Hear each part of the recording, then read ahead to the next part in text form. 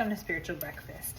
I thought today we'd do something a little bit different, and rather than having me sit down and just act like, we're doing something very serious, I thought, let's just talk about the Word, because isn't that what Bible study is?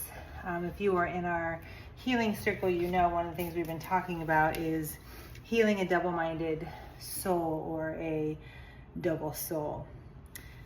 So our verse today is in Psalm 46, I believe it's verse 10. We'll double check that. And it says, cease striving and know. Different translations say, cease striving and know that I'm God. I'll be exalted among the nations. The point of today's spiritual breakfast is to talk about that word, cease. And we talk about healing our double mind, and it's important that you follow along with this thought process. And it's like this. When our mind is in line with God and His Word and His will for us, and our soul is totally on board, we're able to cease and we're able to just trust and know that He's God. And we trust His plan and His will for our lives, and we're able to move forward. We're able to trust that what He says is truth. He is who He says He is, and He's going to do what He will say, what He says He's going to do. But that word cease is so important. And when we focus on that, what we realize is not only does our mind need to be quieted and healed, but our nervous system does.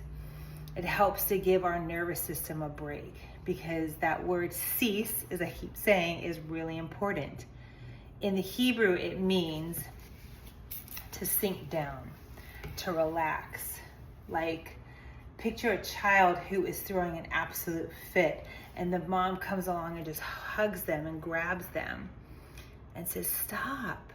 And they're flailing around until they just are so exhausted. A lot of times they just collapse. It's that idea.